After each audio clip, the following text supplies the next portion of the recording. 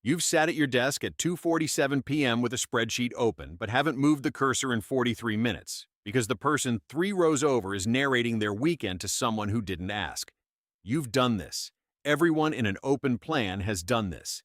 Here's what the architects of your workspace never told you. That interruption didn't just cost you time. It flooded your bloodstream with cortisol, degraded your working memory by approximately 37% for the next 15 minutes, and triggered a hypervigilant state your brain evolved to survive predators, not productivity targets. And that was one interruption. You will face roughly 16 more before you clock out. Welcome to the open plan. It was never designed to help you work. This is about generating 370 billion square feet of leased commercial space for maximum profit, minimum square footage per worker. The collaboration promise was a marketing campaign written by industrial psychologists in 1964 who were working on military barracks design. You were never the user. The building owner was. The first loop opens here. The open office was born in 1968 from a German planning group called Quickborner Team, commissioned by furniture manufacturer Herman Miller to solve a radical problem: how to pack 20% more bodies into the same floor plate while selling the result as innovation. The stated goal was communication flow. The unstated goal was real estate yield. Every wall they removed saved $42,000 per floor in construction costs. Every desk they moved closer together added 6% to the rentable square footage. But here's what nobody talks about. The Herman Miller internal memos from 1968 explicitly cite U.S. Army barrack studies as the proxemic model for open layouts. The military had already measured what happens when you remove territorial boundaries from humans in close quarters. Increased surveillance, reduced privacy, elevated vigilance. The Army called it barrack syndrome. Herman Miller called it behavioral transparency and sold it to your CEO as a collaboration feature. That word, barrack syndrome, is the first time the architecture of your discomfort gets a name you weren't supposed to hear.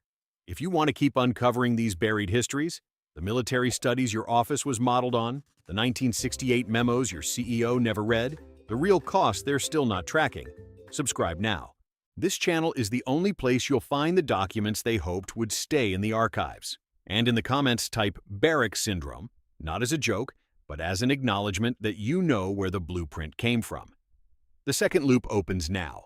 Environmental psychologists at Cornell ran cortisol swabs on open plan workers in 2002. They found that salivary cortisol levels, the primary biomarker of chronic stress, were 21% higher in open plan occupants compared to those in private offices. Not because the work was harder, because the environment itself was a stressor. Every time a colleague crossed your peripheral vision, which happens roughly every 42 seconds in a typical open layout, your brain performed a micro-threat assessment. This is a survival mechanism. It raises your heart rate by approximately 6 beats per minute, releases epinephrine, and diverts blood flow from your prefrontal cortex, the part of your brain responsible for focused thought, to your hindbrain, which is scanning for danger. You aren't distracted. You're in a low-grade, chronic 16-hour fight-or-flight state. And here's the part that changes everything. A 2018 Bank of America internal audit of 2,000 analysts found that open plan rearrangements, which the bank expected to increase collaboration as measured by internal email traffic, actually increased email volume by 27%. Workers communicated more because they couldn't focus face-to-face. Proximity didn't create collaboration. It created noise that drove people into digital silence. The third loop, you're about to learn what your brain costs you every time someone taps your shoulder. And it's not a discipline problem. It's a design problem that has been studied since 1969 at the U.S. Naval Submarine Medical Research Lab. You're now 3 layers deep into a system that has never been designed for your attention. The Bank of America data, the Cornell cortisol study, the Navy's 1969 sleep research. You don't hear this anywhere else because nobody has connected the loops across 7 decades of corporate and military research. That's what this channel does. We trace the invisible architecture of your daily exhaustion. Subscribe to become part of the investigation, because every new subscriber is someone who refuses to treat their own distraction as a personal failure. And drop 23 minutes in the comments. That's the true recovery time after an interruption, and I want to see how many of you have been gaslit into believing you bounce back in 12. When a worker is interrupted during a cognitively demanding task, It takes them an average of 23 minutes and 15 seconds to return to the same depth of focus. That's not opinion. That's a 2005 University of California Irvine study that tracked people in open offices with precise timing metrics. The study also found that the workers themselves believed they got back to focus in 12 minutes. They were wrong by nearly half. This is the attention blind spot.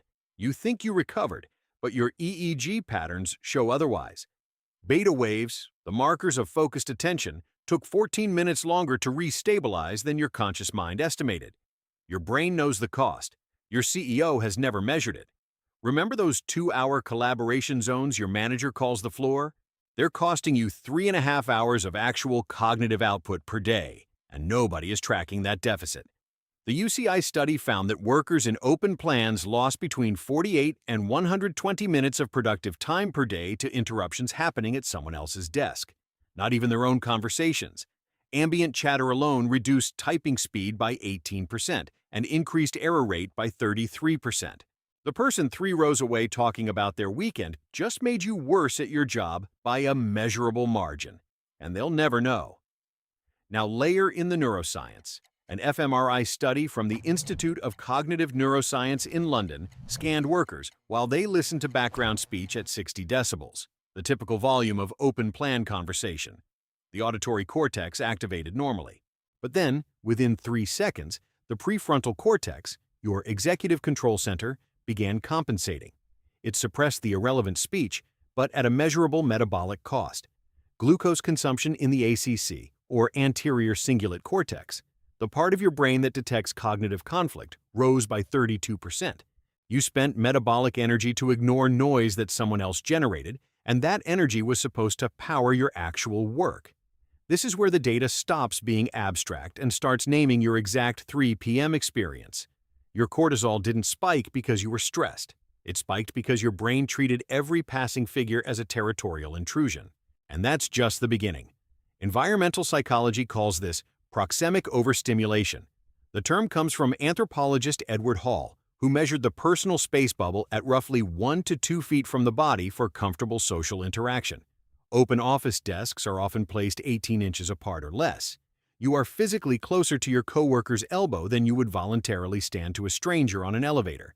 But you stay at that desk for 8 hours. Your proxemic norms are violated approximately twice per minute. Your brain never stops processing this as a boundary violation, even if you never consciously notice the person reaching past your monitor for the stapler. The microflinch you suppress is a full-body stress response weaker than a jump, but it spikes your heart rate and initiates the same neuroendocrine cascade as a threat. And it happens every time.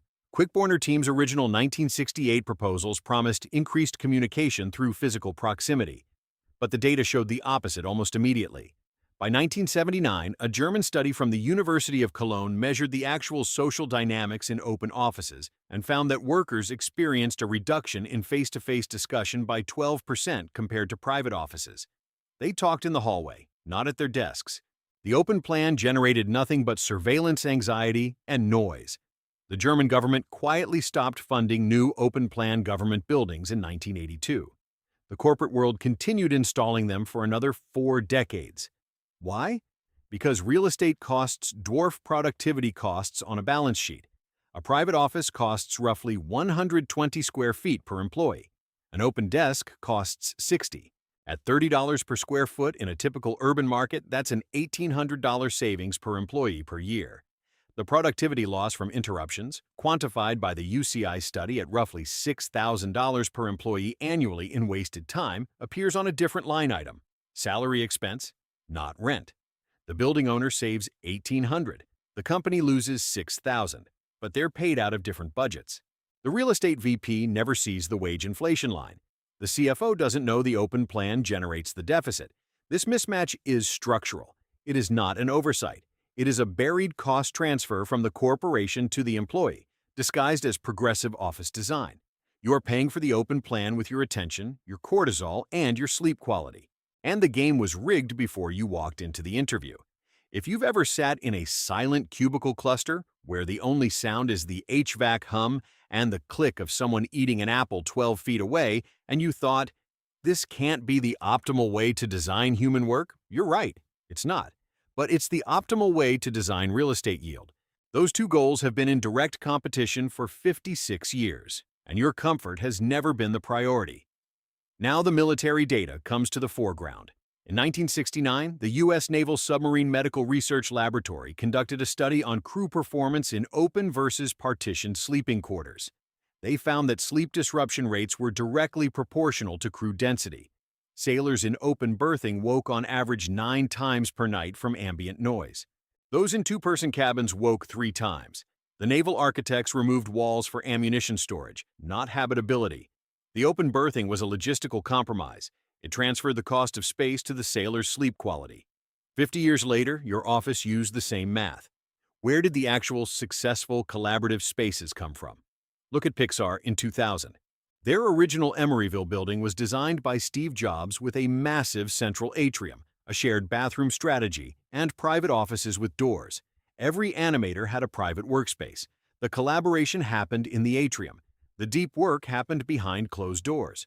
Jobs understood that creativity requires a sanctuary, not a fishbowl. He designed the building around a paradox: isolation for production, proximity for collision. He never collapsed the two into one room. Compare that to every WeWork lease from 2015, which crammed workers into communal tables with beer taps and zero territorial boundaries. The collaboration was manufactured. The distraction was structural. The investors called it community. The designers called it density. The behavioral sink concept comes from ethologist John B. Calhoun, who in 1962 ran a famous study on rats in high-density environments. When population density exceeded a certain threshold, the rats began to exhibit pathological behaviors: social withdrawal, aggression without cause, maternal neglect, and hypervigilance. Calhoun called it a behavioral sink, a collapse of normal social behavior under density pressure. Environmental psychologists later applied this lens to open offices.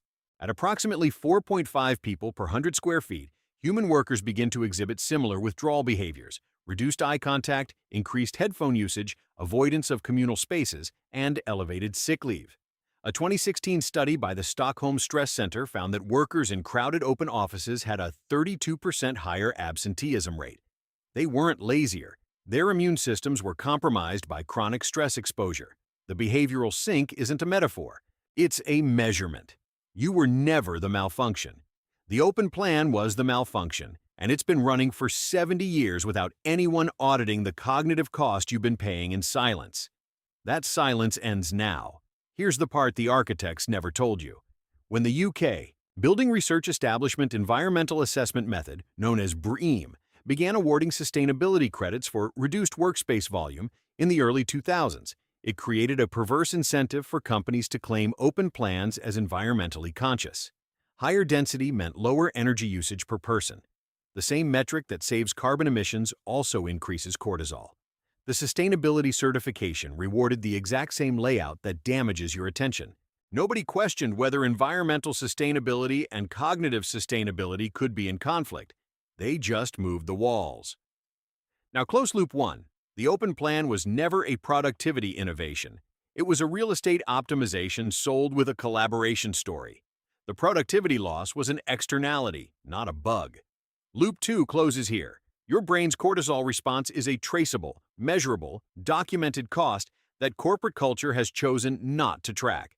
Every time you feel tired at 3 p.m., a portion of that fatigue is metabolic energy burned on suppressing distraction. Your brain is not weak. Your environment is hostile. Close loop 3. The military knew in 1969 that high-density layouts degrade cognitive performance. The German government knew in 1982. Herman Miller knew in 1968. Your manager either doesn't know or has chosen not to act. But here's the final thread left deliberately open. What happens when you can't leave the open plan? What happens when the behavioral sink is your only option for 700 days? The science on long-term exposure to high-density, low-privacy work environments shows a measurable increase in depersonalization, a state where workers begin to detach from their own emotional experience as a protective mechanism. The hypervigilant state normalizes. Your brain eventually stops fighting the noise, but it also stops fighting for your attention. You become a passive occupant of your own cognitive space, the cubicle of the mind. This opens into the next investigation: what the open plan does to your identity over time. When the walls are gone and you stop having a sense of where you end and the room begins. You just sat through the autopsy of a system engineered to fracture your attention. The finished depersonalization data, the EEG theta wave collapse, the Calhoun behavioral sync applied to your daily commute. You now have the full architecture of the trap. But knowing the blueprint is only the first step. Subscribe now, because the next video opens this final door. What happens to your identity when you've been depersonalized for 700 days, and whether you can reclaim cognitive territory the system has already claimed. The algorithm won't show you this if you wait. Comment behavioral sync if you've felt your own mind shrinking in that open room, because I want to know how many of us are in this together, and because your manager has never asked you this question.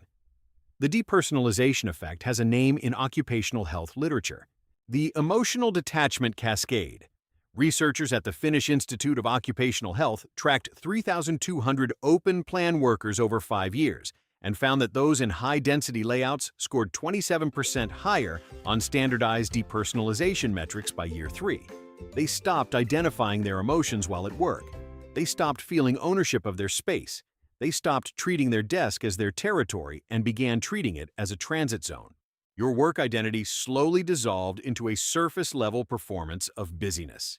Here's the paradox the Finnish researchers didn't anticipate. Workers who depersonalized the most also reported the highest apparent productivity on self-evaluations. They moved faster. They completed more surface tasks. They sent more emails. But when the researchers cross-referenced these self-reports against actual output quality, the depersonalized workers showed a 34% reduction in complex problem-solving ability and a 41% increase in errors requiring correction. They looked productive. They were actually producing more rework, more overhead, more invisible waste. The open plan had trained them to mistake motion for progress. This is the hidden architecture of the corporate behavior sync. It doesn't just fragment your attention, it rewires your relationship with work itself. You stop asking, "Is this meaningful?" and start asking, "Is this visible?" The camera replaces the compass. The performance replaces the purpose. And that's when the final piece of evidence lands with full force. In 2020, researchers at the University of Tokyo placed EEG caps on workers in 3 environments: private room, low-density open plan at 3 people per 100 square feet, and high-density open plan at 5.5 people per 100 square feet. They measured not just cognitive performance, but theta wave activity, the brainwave associated with daydreaming, insight, and creative connection. Theta activity dropped by 53% in the high-density condition. You didn't just lose focus. You lost the mental space where unexpected ideas form. The open plan doesn't just kill deep work. It kills the associative thinking that produces breakthroughs. It optimizes for execution at the expense of invention. The architects of your workspace never told you this because they didn't measure it. The developer never paid for an EEG study. The furniture salesperson never asked about theta waves. The building was sold on square footage, not brainwave integrity. You are the first person in the chain of 70 years of desk design to ask why your mind feels smaller at the end of the day. The walls you lost were not just physical boundaries, they were cognitive scaffolding. The cubicle gave you territorial markers, limited visual stimuli, and a definable perimeter your brain could recognize as my space. The open plan removed all 3 and left you with an implicit message. You don't own anything here. Not your desk, not your focus, not your mental sovereignty. And your brain registered that loss as a threat before you had words for it. You don't need to learn to focus better. You need to stop apologizing for a system that was rigged against your attention from the first blueprint.